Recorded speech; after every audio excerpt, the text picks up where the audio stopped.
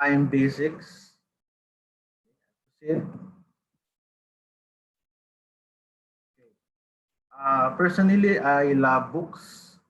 Okay, makikita nyo on the right side, those are the personal development books I have read in the past several years. And on the left side, those are the books I'm going to read during this quarantine season. Okay, if you have any problem with the sounds, please just inform me. Okay, I'll just read kung meron. So far, none. Okay. Okay. A little background about myself. I give talks for several organizations in TV and radio programs. Okay, like Salamat Doc. For the Syzygy group, I give lectures on health, personal development, and leadership. This book, entitled Time Basics, was written by an American author. He's a great speaker, and he is a professor of marketing. The author is Jim Muncy. Just want to read the, also reading your, no, medyo choppy ba? Ayusin natin. Nakit ko na, medyo choppy ba? Okay. Very important. Okay. This is what you see during a football game. This is a football goal. And this is very important because without a goal, nobody wins the game. Stable lang, Doc. Loud and clear. So, nagkakaproblema daw tayo sa sound system. Anyway, I will give you one story. This is about a 40-year-old guy, broke. Meron siyang utang, 2 credit card lines, having some marital problems because of money problems, etc., etc. So, mahirap lang siya. And later on, okay, I will continue the story. So this is the problem. If you don't manage your time, if you don't manage your finances, you will encounter some problems in your life.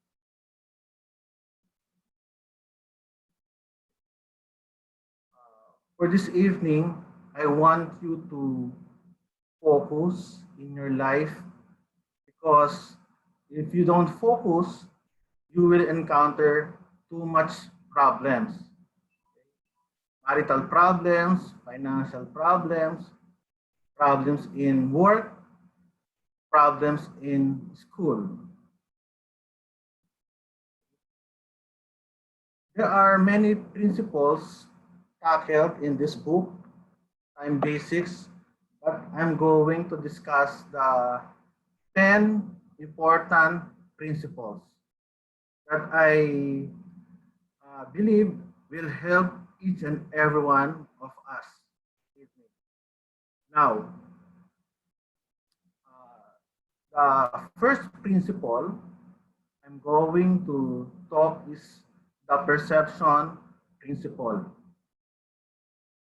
This is the first principle. What is the meaning of the perception principle? It is later than you think. Again, it is later than you think. Bibigyan ko kayo ng kwento. Many years ago, there was this Scottish couple. Okay? They owned a very elegant red vase. Okay? It was put in the living room. Okay? It was put there, and the children were playing around. The dogs were playing around the vase. They did not mind. Okay, that's a very simple base. Okay? Very simple base. But one time, they visited a museum in their city, and they found a similar vase, a red copper vase belonging in the Ming Dynasty. They they brought the vase to a local store, and they found out that the vase was worth 10 million US dollars. Now, they kept the vase, they kept it carefully. Hindi na nila pinapadaanan sa mga aso, sa mga bata. Why? Because the vase is now very important. Mas mahal na siya. Before, it was worthless. Now, they found out that it was 10 million US dollars. So ano ibig sabihin nun? The perception changed from a worthless vase to a worthy vase. And it is the same with time. It is the same with time. Minsan po, yung time, binabaliwala lang natin. But believe me, friends, there is what we call scarcity of time. Ano po ang ibig sabihin nun? Ang time, akala natin, will last us for 80, 90 years, lifetime natin. But sometimes, yung time natin is really very limited. We are not giving importance to time because we have the luxury of time. That's the problem. If you have more time, you will not be busy. You will not focus on your dreams, your goals. I'll give you one example.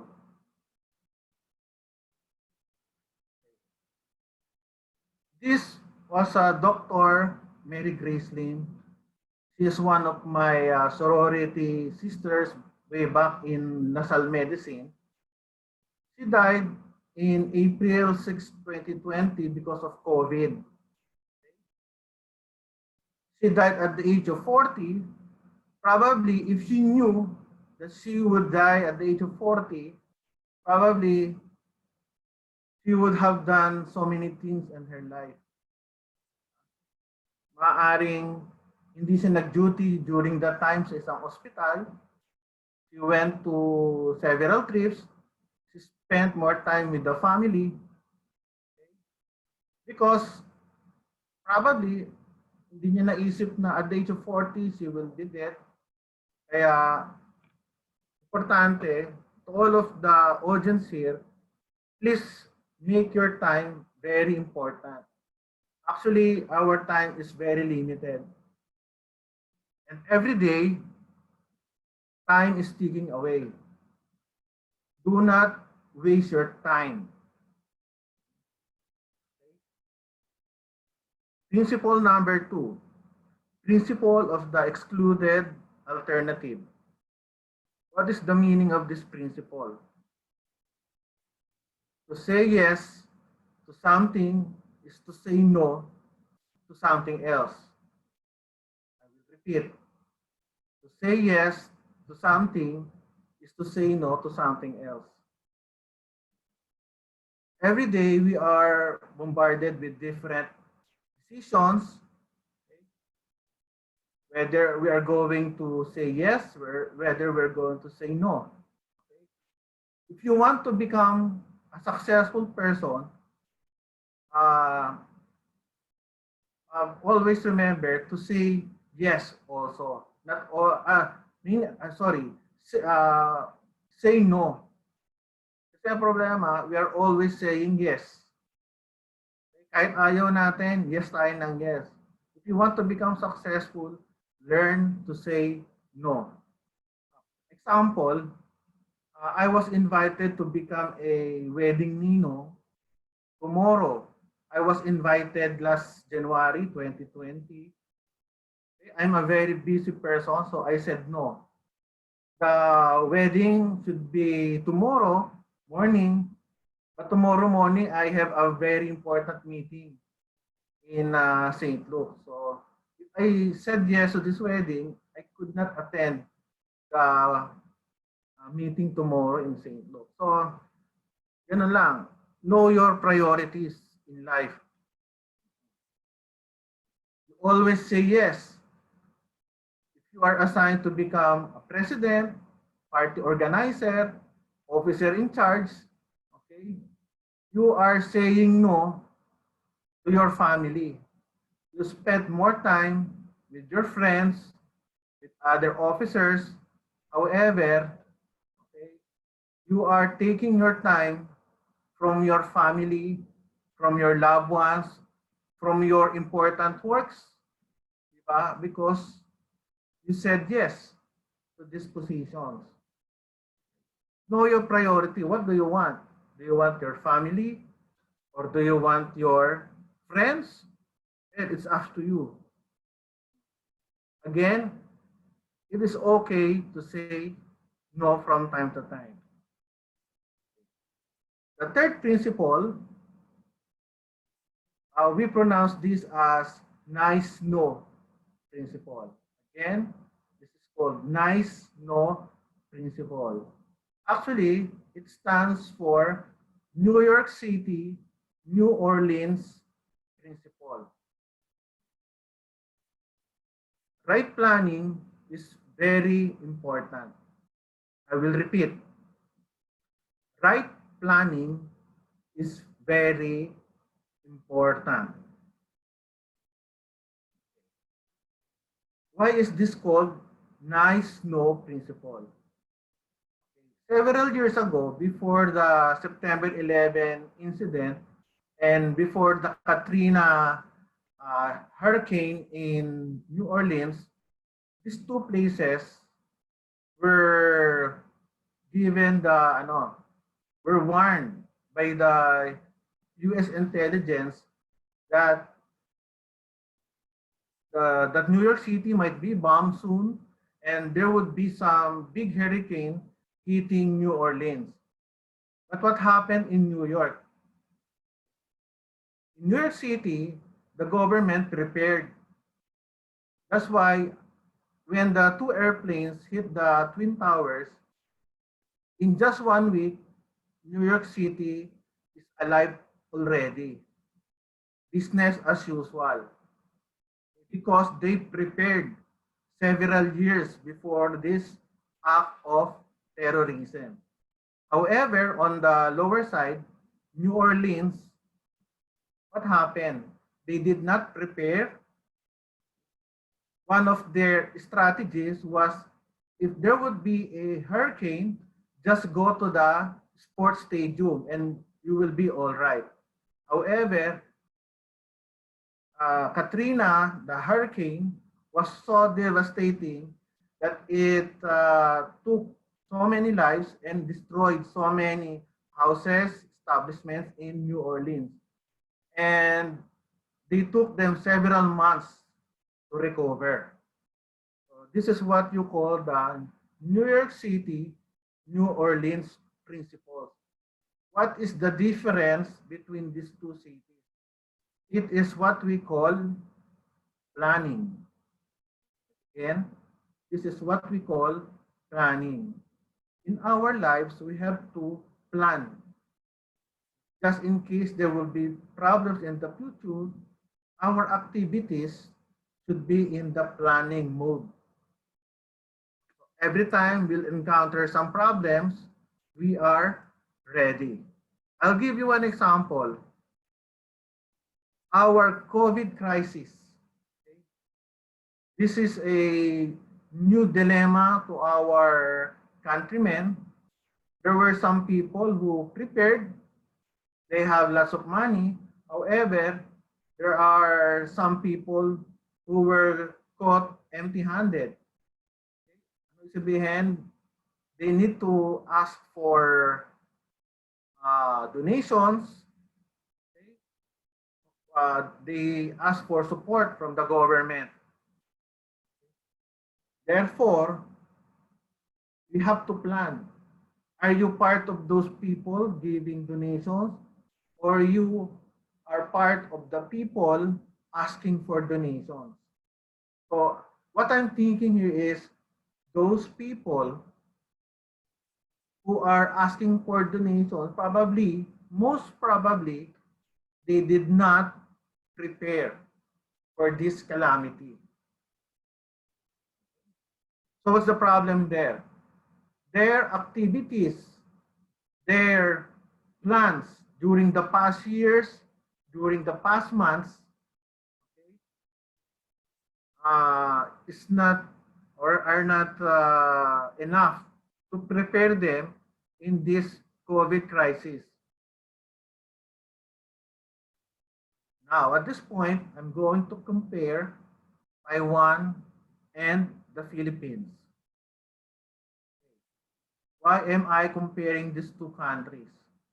In the Philippines, we have hundreds of deaths, and we have almost 6,710 as of yesterday COVID cases in the Philippines. However, in Taiwan, they were able to control the disease. Why is that so? I would assume that Taiwan prepared more carefully in this pandemic, and the Philippines was caught ill-prepared. That's why we have so many COVID cases here in the Philippines. Again, NYCNO principle, New York City, New Orleans principle, meaning you have to plan what you're doing today so you will have a better tomorrow. That's part of time management. Okay? You focus your energies to plan. If you did not plan, you are bound to fail. Number 4, this is what we call the distraction principle. Okay, I'll just repeat again. This is what we call the distraction principle.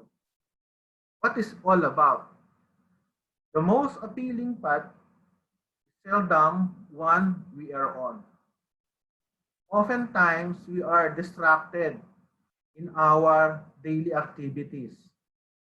We could not focus on the most important things in our lives. I'll give you an example. For me, what is distracting my daily activities are looking at my Viber and looking at my Facebook Messenger. Sometimes, because every day I read books. So for 1 week, I have to read one book, and sometimes I could not finish a book for 1 week because I am distracted. I don't know about you. Probably you are distracted with so many activities which are not helping you to reach your goal. So please remove all distractions. For example, if you are a student, remove your Netflix. Okay? If you are an employee, okay, and your drinking sessions are distracting your kind of work, okay, distracting your daily activities, distracting your relationship with your family members, with your bosses, then you have to stop all these distractions. Again, I will repeat. Remove all distractions in your systems so that you will be able to focus your time, to focus your activities in more important tasks or works or activities. Now, the fifth principle is what we call the process principle. Again, process principle. What is all about? Master the process and the results will take care of themselves. Again, master the process and the results will take care of themselves. Every day, we are improving ourselves. We are mastering the different processes in our lives. I'll give you one example, the process principle. In order to have a better life in the future, you should have a very systematic process in your daily activities. You are saving your time to improve the different processes in your lives. Example, I'm a surgeon. If you give me a patient with an appendicitis, I can do it probably in 1 hour. Okay? What if during my several years of existence, I did not study how to do appendectomy? Okay? What I did just, I drank, I smoked, I went with my friends. Okay? I did not study surgery. I did not study how to do appendectomy. Then, if you will give me a patient with appendicitis, probably it will take me 2 days. Probably, if I'm not an expert doctor, it will probably take me 2 days just to operate on a patient. But since I mastered the processes on how to do appendectomy, I can do it in just 1 hour. You can apply this in your daily life. Probably you're a teacher. If you're a teacher, there are different processes, different steps that you can do to improve your teaching capabilities. Probably during your free time, you could study how to do PowerPoint slides. You could master how to do a perfect oral presentation. You can read books on proper public speaking and so forth and so on.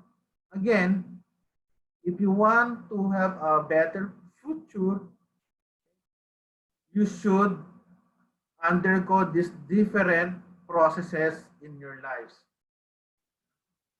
Okay, another example, if you want to become a good cook or a good chef in 2 to 3 years, you cannot just go to the you cannot just go to the kitchen after 2 years without reading books, without asking help from your chef friends, without cooking.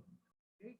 There is some processes that you need to undergo before you could be a perfect chef. Now, number 6, the procrastination principle. We are all guilty with this procrastination. The meaning of this is, and I'll do it tomorrow, attitude can yield, I should have done it yesterday. Probably we procrastinated in our works in the office, with our projects, with our career. This is what we say, I'll do it later. Well, I do it next week. But there's a problem with procrastination. I'll give you some examples of factors wherein we deal with procrastination, like in business, relationships, school, like in business. If you just have started a business about 5 or 10 years ago, okay, it's 5 years ago, and if you just started a business 5 years ago and for every month you would be earning 100,000 a month, okay? So for the first year, you lost already 1.2 million pesos. Okay? And you didn't start it 5 years ago, and so you lost 1.2 million pesos times 5. If you want to start a business tomorrow, and not 5 years ago, you have already lost several millions. That is the cost of procrastination. In relationships, if you want to court someone and you procrastinate, okay, and your crush, okay, your love, got into another relationship, okay, iwan ka, sayang naman. Diba? Dapat ikaw ang masaya, malungkot ka ngayon. In school, yung procrastination, I'll give you an example. I know of someone who spent 10 years in college for a 3-year course, then shifted another course, another 3 years. This person took him 13 years in college. What's the meaning of this problem?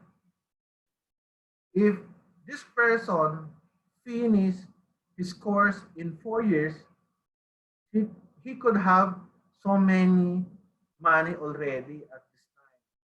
Kaso 13 years of studying. Diba? 13 years of studying instead of 4. So I would assume that he lost already several thousands or several millions in profit or in salaries already. But now he is doing good, thank God. The useless perfection principle. This is principle number 7. Okay. Useless things should not be done at all. I will repeat. Useless things should not be done at all. Probably you have several activities which are not aligned to your future goals, to your future dreams. You have to eliminate these useless things. I will repeat. You should eliminate these useless things. I'll give you an example. Every time I see a car dealership showroom, I always enter this showroom. I like looking at the different new models. I like cars. Why I'm telling you that this is a useless activity for me? Why? I have no plan of buying a new car in the near future. So probably if I could just eliminate this kind of activity, it would save me several minutes in a month. Why? Because every time I see, I just enter the store, okay, I spend about 30-40 minutes just looking at the different cars without any plan of buying a new car. So that's the problem with me. So for me, I think this is a that's a very useless activity for me. Look at your daily activities. Are you pursuing some useless activities? Just look at your calendar. If you are pursuing your useless activities, you have to eliminate it because you have to manage your time perfectly. The eighth principle is what we call the Aristotle principle. Excellence is not an act, but a habit. If you want to be good in the future, you should have plan your habits. This is the habit loop. You have a cue. Whenever you see this cue, you will have a routine, and after the routine, you will have a reward. Example of a cue. You see a cigarette, that's a cue. What's the routine? You light it up, that's the routine. The reward will be the feeling of satisfaction. So this is the habit loop. If you want to break the routine, you have to break the cue. You should avoid the cue to give you the routine. Example, if you want some energy, okay, what is the cue? Probably coffee, okay, routine, you drink a coffee, and then you will have the reward. That will give you some energy. I'll give you one example, what I'm doing in the past several years. Every time I see a book, that's a cue to me, my routine is I will read it, and the reward is the satisfaction that I learned something from that book in that day. That's my cue. And do you want to know my secret on how do I have a tawag dito, habit of exercising 1.5 hours a day since the ECQ. We have many times in our houses. What's my cue? I wear my socks. Okay, that's my cue. Okay, if I'm tired and I don't have the energy to do the exercises, okay, I just put my socks. Okay, that's my cue. When every time I put my socks, that's a cue that I need to do some exercise routine. There are some people, their cue is putting on their jogging pants, their jogging suits in the evening. So when they wake up in the morning, they have no reason not to jog in the morning. So this is another book about habits, so I will not dwell on this too much. The team principle is principle number 9. To go fast, do it alone. To go far, build a team. If you want to become successful in life, I would like to tell you, my friends, you cannot do it alone. You should have a team. Why a team is very important? Because if you have a team, you can do more things in life because of what we call leveraging, the power of leveraging. Again, you need a team, okay, because of the power of leveraging. You save time performing a task with a team. I'll give you one example. For this Zoom meeting, I just prepared my PowerPoint slides. But who prepared the poster? It was Ryan who did the poster. It was the team, the Syzygy team, who made the Zoom schedule. And the whole team, the Syzygy team, they are the people who invited the guests this evening. I don't know, most of you, But because of the team effort, again, because of the team effort, this lecture became so easy in my part because of leveraging. What is leveraging? You leverage the expertise of other people, you leverage the money of other people, you leverage the experience of other people, and because of leveraging, you can do more as a team. If you want to know more about leveraging, we have several meetings. In Syzygy, you can ask your friend on how you can participate in this meeting. Now, the balance principle, principle number 10. Balance comes from quality time at work and quantity time at home. Repeat. Balance comes from quality time at work and quantity time at home. I will introduce you on the term moonlighting. What is moonlighting? In sales, moonlighting is about this.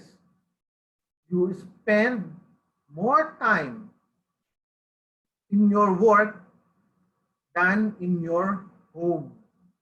Again, moonlighting is spending more time in your work than in your home.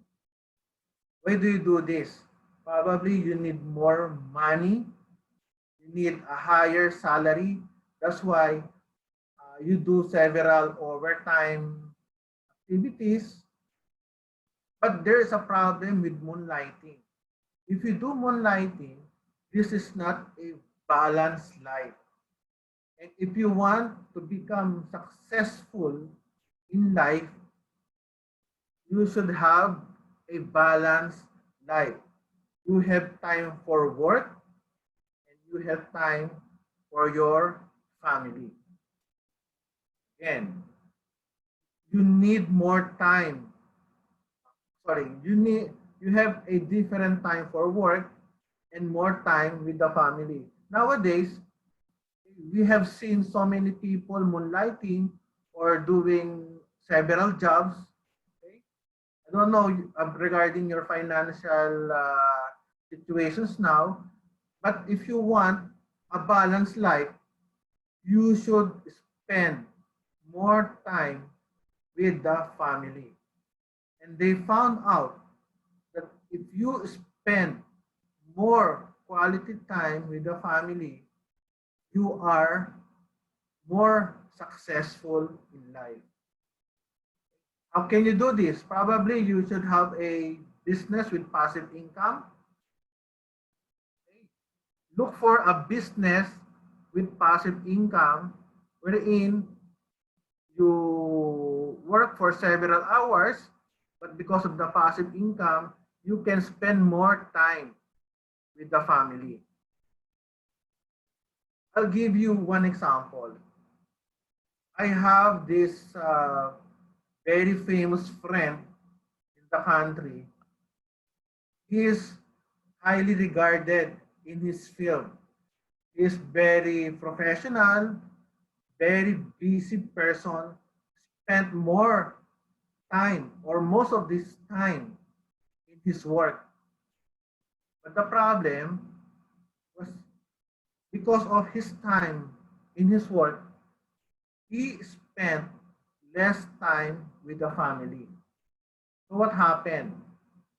He had a quarrel with his son, and since they had no emotional attachment, the father scolded the son, and while the father was in his office, the son committed suicide. Why?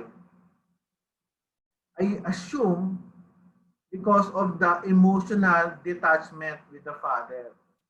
So what I'm telling you here is spend quantity time at work, but you should provide quality time for your family. I will repeat. Please increase your quality time with the family. Money, okay. Yung money natin mawawala, but our relationship with our families, okay, they will be there for us, willing to help during our personal crisis. Okay, I will give you a bonus. This is principle number 11. This is a bonus for all of you. We call this the reality principle. What is the reality principle? The future is more real than it appears.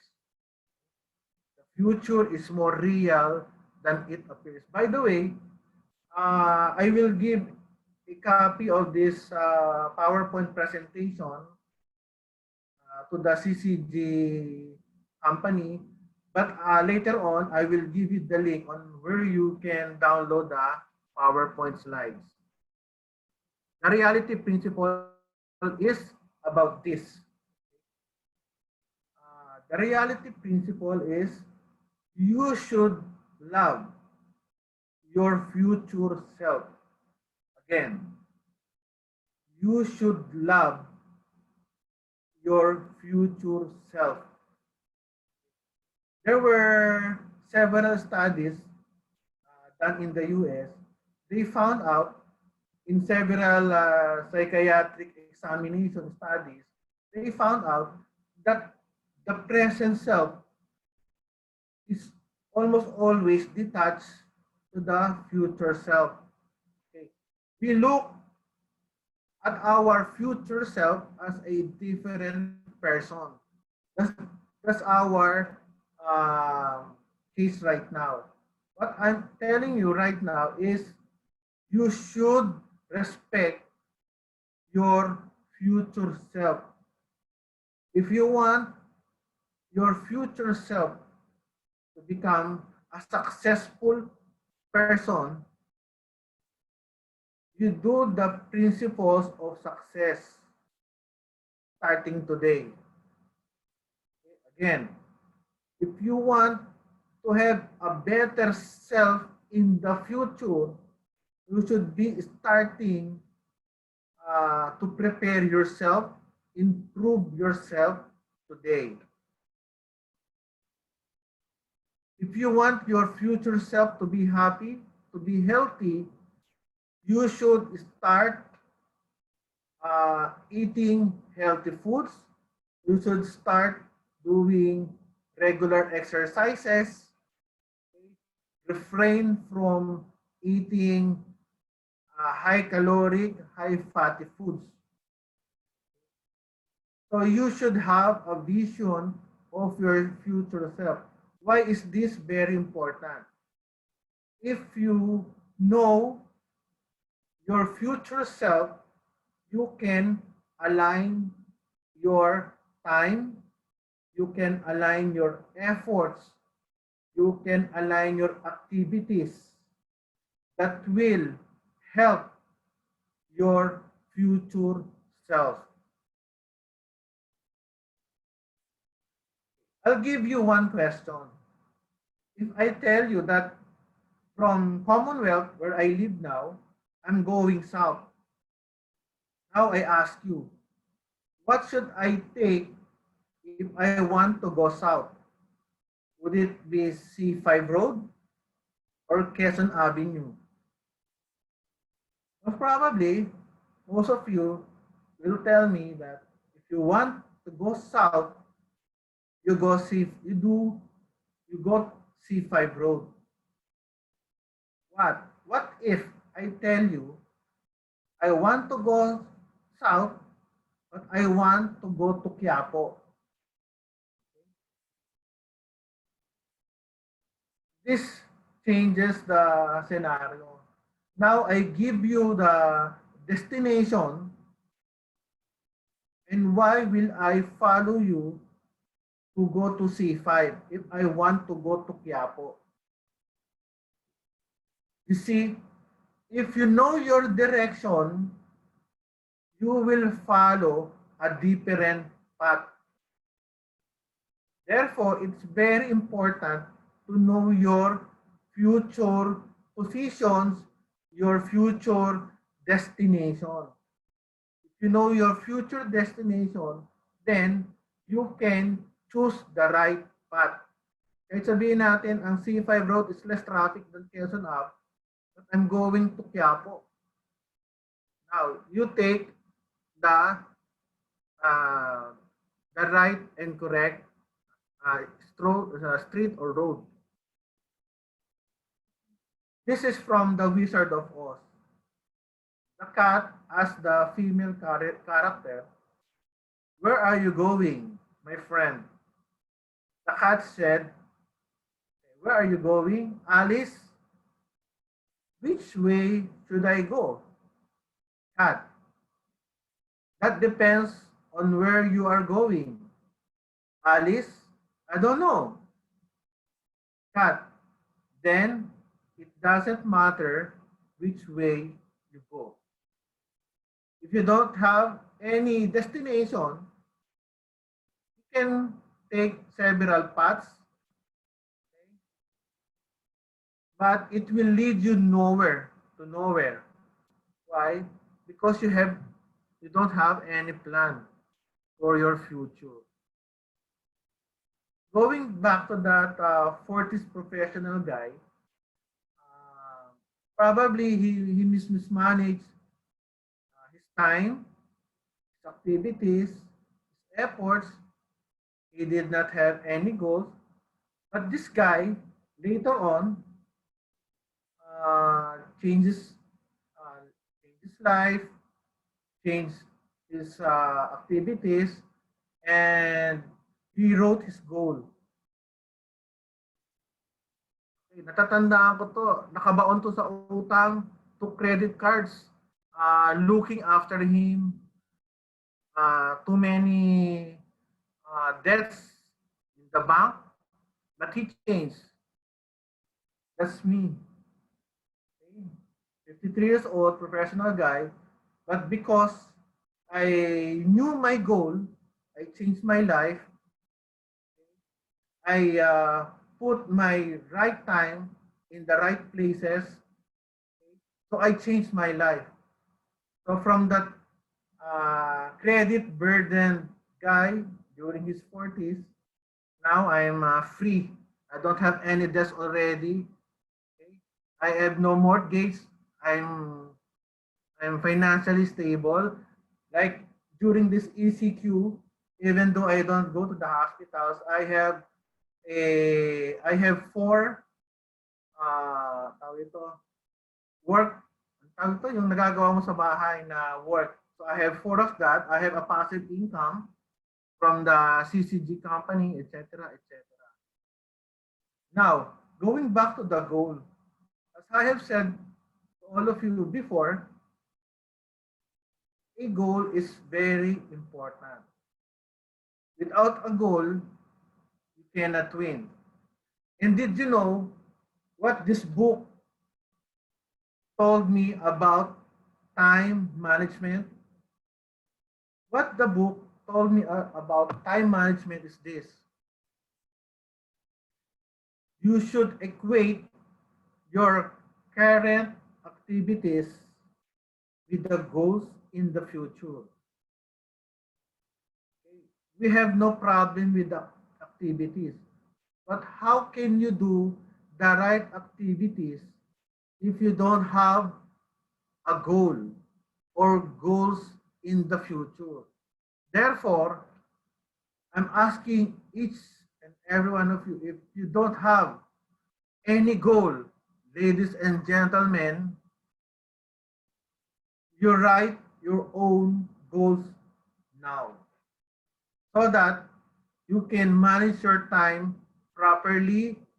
You will be successful, happy, with good relationship with other people, and you are able to have a legacy in the future. You can get my PowerPoint slides in slideshare.net. Just type in Time Basics by Roel Tolentino. And with that, maraming salamat po. Thank you, Ryan. Wow, thank you so much, Doc Roel. Talking about life on a Thursday evening, really appreciate your sharing of time basics. I think we can all relate, whether you run a business, you're self-employed, or right now you're in a crossroads. Time is precious. There are many ways that you can always create more income, but once you lose time, it's really gone. And Ruel's, you know, you're speaking as a doctor, as a father, as a husband, and you know from experience from life that time is absolutely precious. So thank you so much, Ruel. And you can search for, you just go to slideshare.net, right? And just type in Roel Tolentino, Time Basics by Roel Tolentino, and you can download it for free.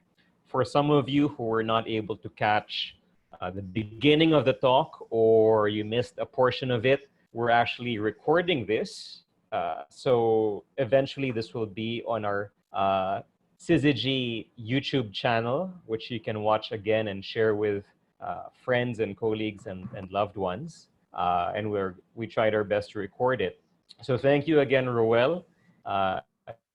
If you have any questions, let me go through some of the comments.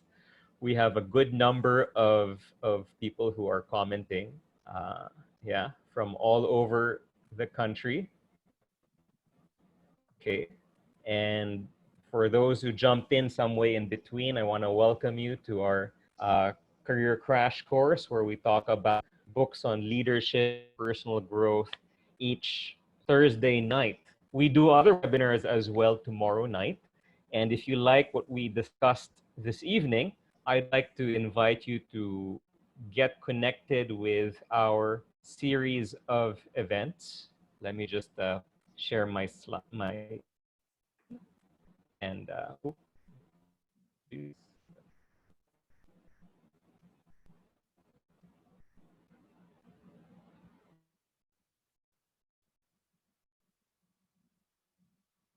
Merong kailangan magtanong.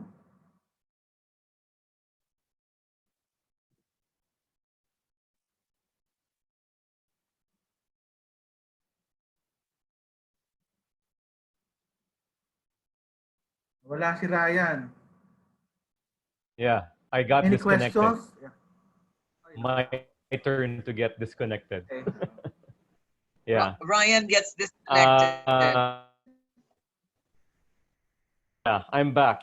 So you can actually visit our website at syzygy.ph. Some of you might be wondering what the heck Syzygy is. It's actually a term in astronomy where planets and stars.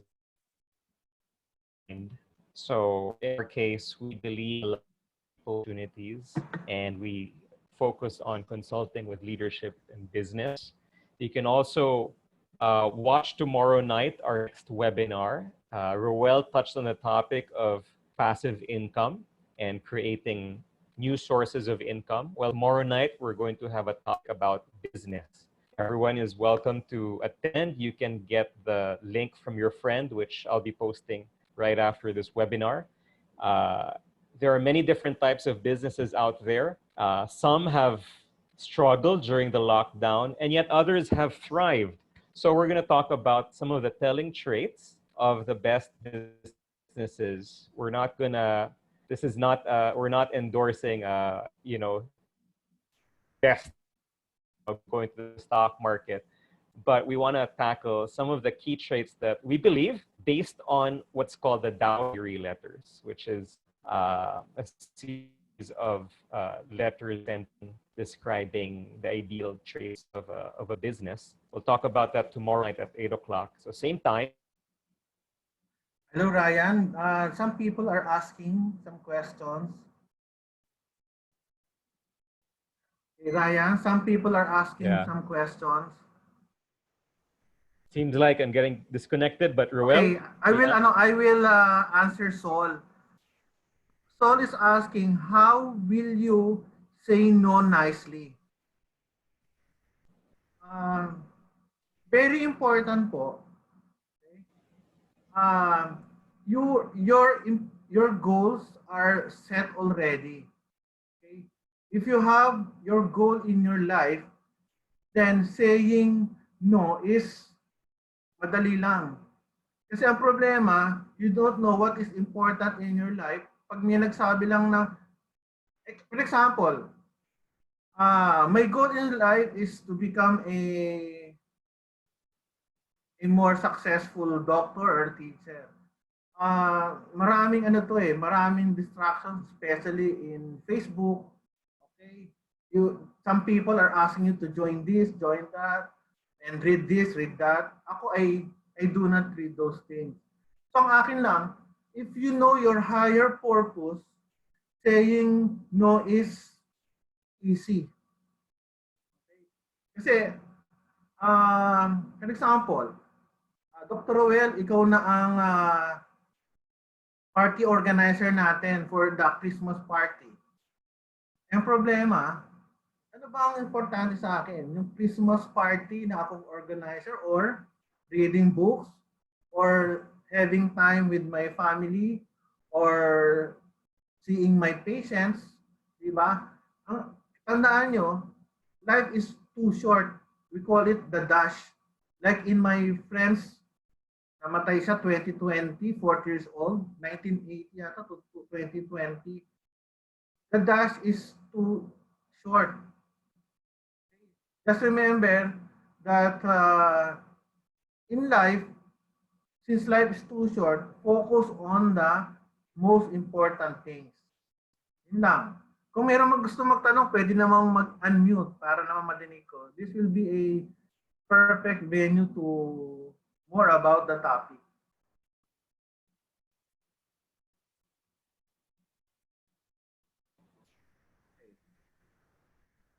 Okay, I just want to read a comment for Dr. Well. Salamat, Doc.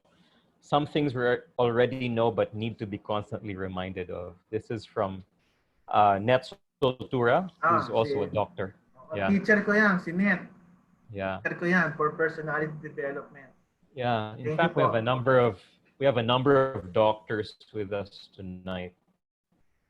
So maybe they can relate to you as well, Dr. Well. Ang tanong dito, Doc, what are the concrete examples on how to stop yourself from procrastinating? You are procrastinating because you don't know your goal. Ganun lang.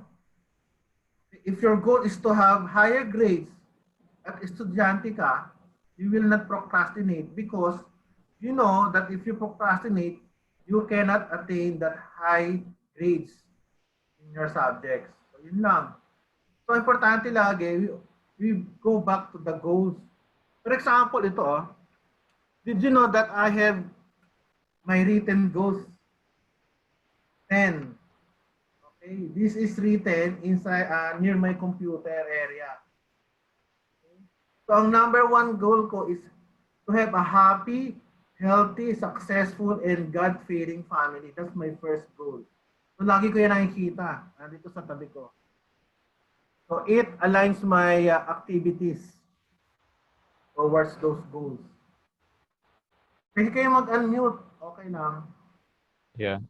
Siguro, Roel, let's entertain one more question before we wrap things up. Okay. So pick a question na lang. I'm sure you're getting private messages as well. Okay.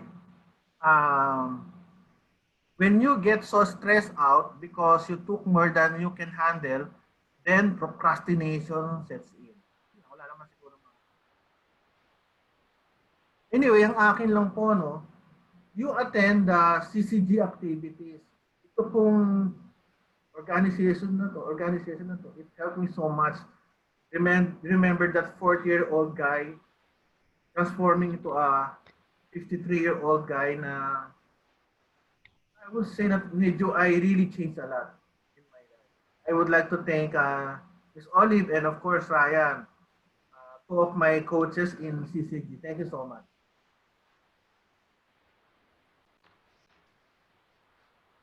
Okay. Thank you again, Roel. Unfortunately, that's all the time we have. We want to also follow our 1 hour rule or so. But thank you again for sharing with us your time and preparing for us your slides as well. So if you want to go through what he talked about, you can download his slides from slideshare.net. Time Basics by Roel Tolentino. So with that, we're going to wrap up for now.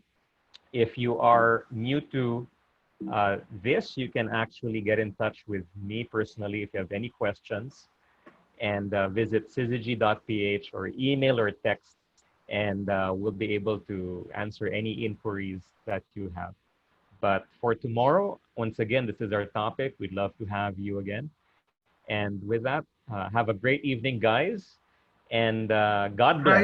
Ryan, what's the Yeah. the number for the Zoom Hmm? meeting? Meron ba? You will announce na lang. Sorry, choppy. So what was that? What's the Zoom meeting link? Or we'll just TBA, to be announced. Yeah. okay, I'm okay. going to Okay. I did not see. tonight, and then I'll share it through our site, our Facebook and Telegram channel. So if you are connected with us, you'll get it. If not, your friend who invited you can share it with you. You can also email me for the Zoom meeting and password. Yeah, we want to ensure our security as well. So, okay. Yeah. For messages. Thank you for everyone who logged in today as well. Okay. So with that, thank you again, guys. Roel, take care. Have a safe, quiet.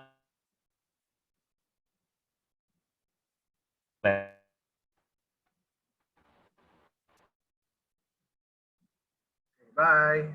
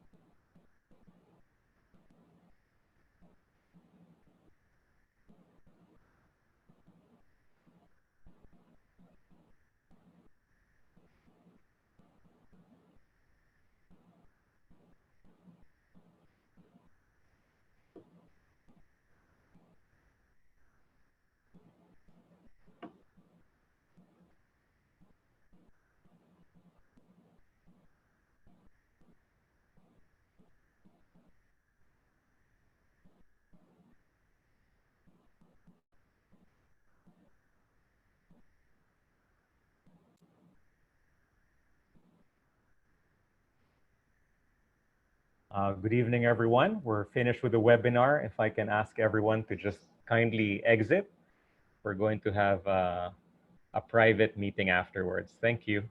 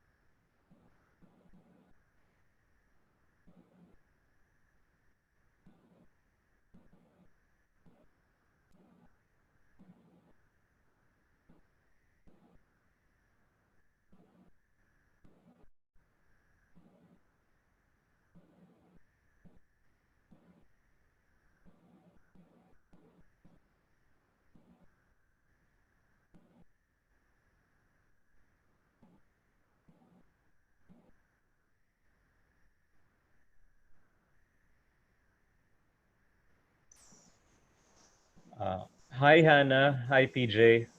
Hello. Yeah. Okay. Let me just make sure everyone's.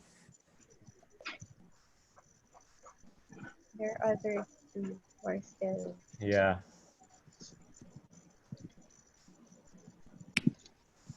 Anyway, I'm guessing they're already logged off. They're just stuck. See, I can't remove them. Yeah. Anyway, nice to finally meet you, Hannah. Oo. First cousins ba kayo ni PJ? Yes. Mother's You're, side. did you also grow up in Tacloban? No. Are you really from where? Yes. I'm from Taguig since birth. Okay. Are you inside BGC? No. Western Bikutan. Western Bigutan. Medyo Yeah. pang high-end. Well, oo, pero ano din yan, earthquake prone din yung BGC, I heard.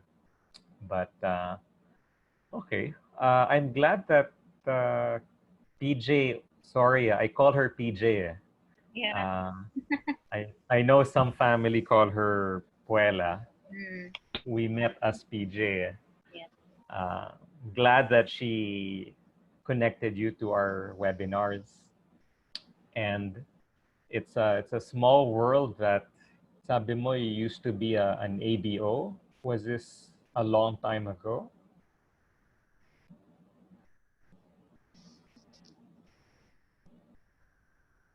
Hello, Hannah.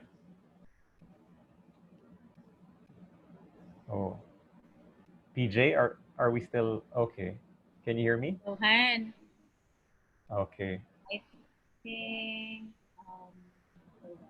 Maybe internet connection. Wait, I'll call her. Maybe. Maybe. Let me- Yeah, it happens. Yeah. It happens.